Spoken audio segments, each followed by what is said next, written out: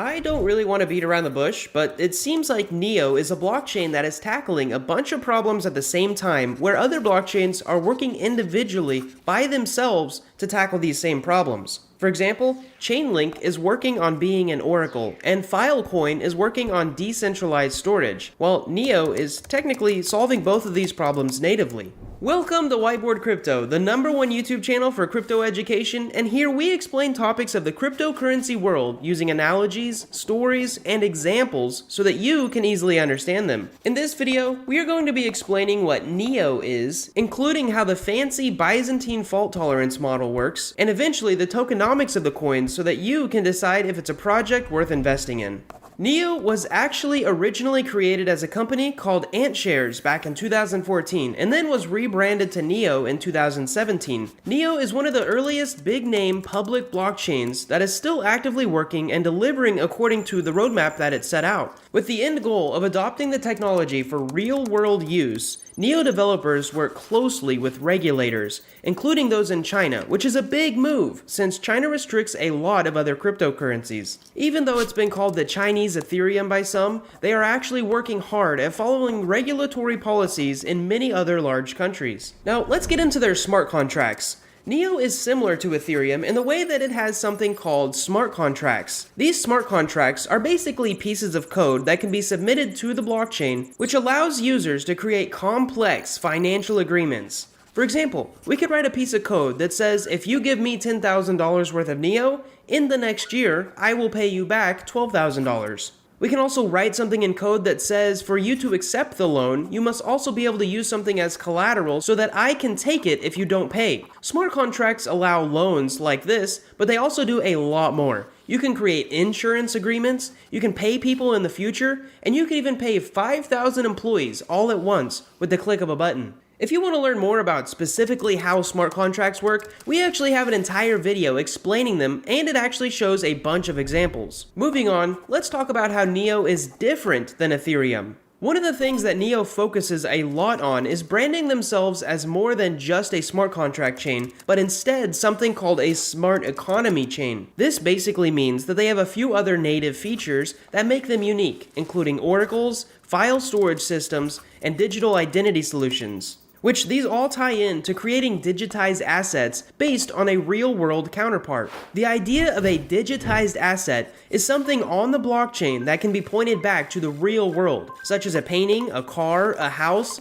or even a dog. By doing this, the blockchain world can be a better and more comprehensive representation of our real world, which is pretty much the whole goal of a smart economy that is built based on blockchain technology. Moving on, let's get into something a little technical about how they work. So the consensus mechanism that the Neo blockchain uses is called Delegated Byzantine Fault Tolerance, which might scare some of you since it's not the normal proof of work or proof of stake that you're used to. To understand this, let's first learn about the Byzantine generals problem. Imagine that there's a city that a bunch of generals want to attack. If they all attacked it at once, they would be successful. However, if some of the generals decided not to attack, then the other generals who did attack would fail the invasion. So the question is, how do we trust that all the generals will really attack the city at the same time? Secondly, let's say that these generals all communicate by using messengers, since they're so far apart. And this is the second problem. What if the general says, we're not going to attack, but the messenger, who is a bad guy, tells the other generals otherwise, resulting in a failed invasion? Fortunately, this problem is the exact same problem we face when trying to get everyone to agree on the blockchain,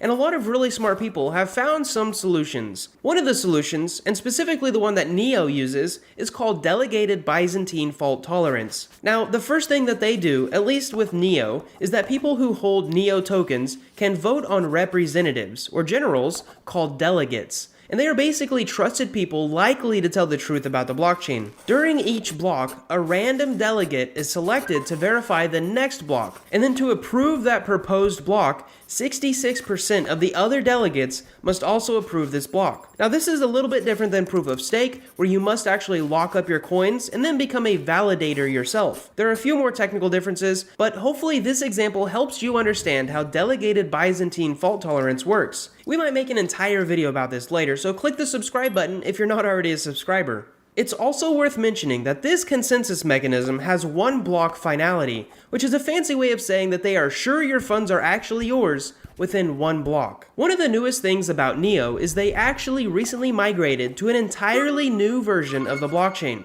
Now, what does this mean in practicality? The new NEO chain, called N3, has architecture updates and works in a slightly different way, and because of this, upgrading in the normal blockchain fashion wouldn't work. So what they did is they just created an entire other blockchain that they're in the process of migrating all the apps and the assets over. In fact, the movement of funds from the old to the new NEO N3 chain is cumulatively the largest asset migration in history, which I thought was a fun little fact. Technically, both blockchains will still be functional. However, the big difference is that the NEO Foundation will only be continuing to work on and improve NEO N3. This video would be an hour long if I explained all of the features, so I'm going to run through 3 of the new upgrades real quick. The first one is native oracles. So without getting too technical, NEO has plans to set up and maintain an oracle service. If you don't know, an oracle is a blockchain tool that allows outside real-world data, like temperatures or stock prices, or maybe even how many views this video has,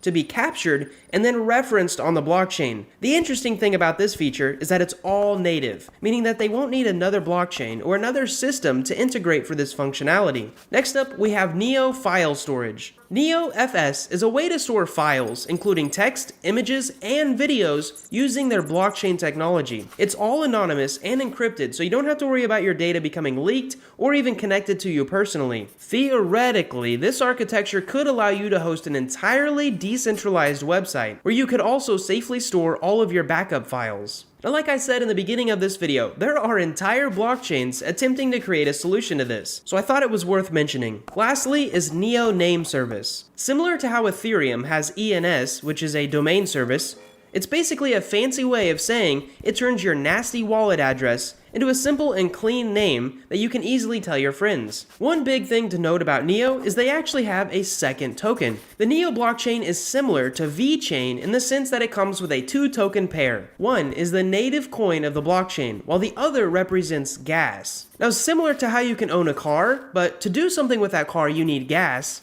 this is exactly how NEO and its gas token work. In fact, you earn NEO gas simply by holding the main NEO token. And since the gas token actually has a value, NEO is technically an interest-bearing token. Oh, and since they're upgrading to the N3 chain, after a certain date, NEO on the old chain will stop earning gas automatically, while token holders can continue this process on the N3 chain. Finally, the part that you've all been waiting for, NEO's tokenomics. All of the original NEO tokens were actually pre-mined during the Genesis event. However, through my analysis, I have found that 32% of the current tokens are in a wallet for the movement from NEO to N3. 38% of the coins are in a dev multi-signature account, and a few of the other whale wallets on the list are exchanges like Binance and Bittrex. Now, NEO has a hard cap of 100 million tokens, which are used for block creation, network management, and any consensus requirements. The original 50 million coins went to supporters of NEO during their crowdfunding event, while the other 50 million went to NEO's council and was unlocked around October of 2017. Current NEO holders can participate in active NEO network management, which is a fancy way of saying they can vote for consensus nodes and decisions on how to change the network. Also, NEO isn't really deflationary since no NEO tokens are actually burned during transactions, but due to the nature of humans forgetting their passwords or even human error, we can assume that there are more NEO in circulation now than there will be in the next 10 years. Also, the gas token is designed to act as fuel for the NEO blockchain and to act as a form of security. Gas was not pre-mined and is designed to be used to allocate resources and maintain the day-to-day running of the blockchain. Technically,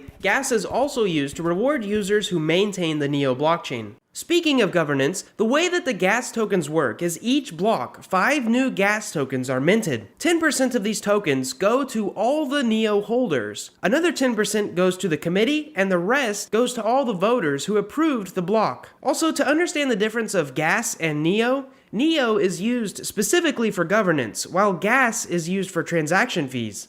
Lastly, as we end this video, we want to remind you about our DeFi for Beginners guide, which is completely free and very easy to go through. You can head over to whiteboardcrypto.com to check it out, and while you're there, you can also sign up to our newsletter and free Discord as well. Anyways, thanks for watching this video. We hope that you enjoyed it. We really hope that maybe you've learned something, and most of all, we hope to see you in our next video.